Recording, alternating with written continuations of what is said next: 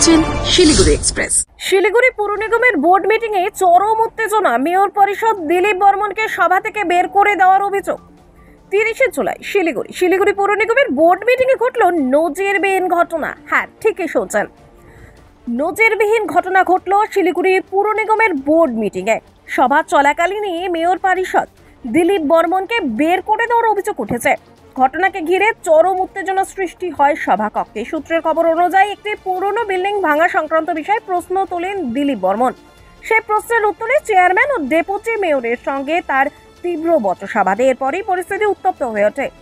যান, বেরিয়ে যান, হ্যাঁ যান, বেরিয়ে যান, এমন নির্দেশ দেওয়া হয় সভায় উপস্থিত তৃণমূলের অন্য কাউন্সিলরদের তরফে।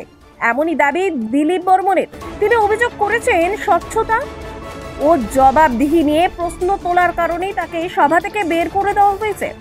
এই ঘটনার পর থেকেই শহর রাজনীতিতেই শুরু হয়েছে জল্পনা। তৃণমূলের অন্দরে কি মতবিরোধ, নাকি গণতান্ত্রিকভাবে প্রশ্ন তোলার পরিবেশ নেই পুর নিগমে?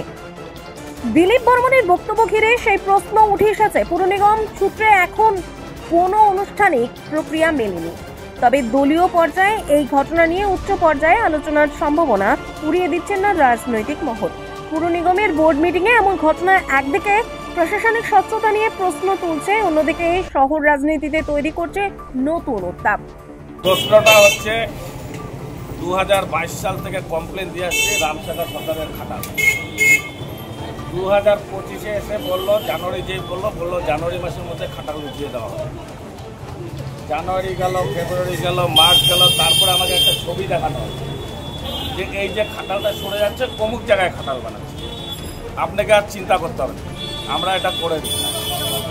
কিন্তু আজকে আগস্ট মাস আর কাল বাদে পরশু দিন এখনও খাটাল ওঠেনি। উল্টা খাটালের মালিক কর্পোরেশনের নামে হাইকোর্টে কেস করেছে।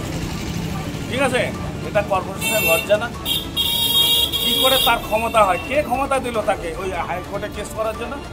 খাটাল তো বেআইনি, ওই এলাকার মানুষের সবুজ আছে, মানুষের চিঠি আছে, কমপ্লেন আছে, সেই খাটাল উঠাতে পারছে না। তার মানে কি নিকর্মা হয়ে গেছে এরা?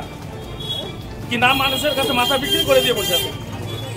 হ্যাঁ, আমাদের মতো কাউন্সিলরদের যারা মান সম্মান নিয়ে হানি করবে, তা আমার তো এত শখ নেই যে কাউন্সিলর থাকতে লাগবে।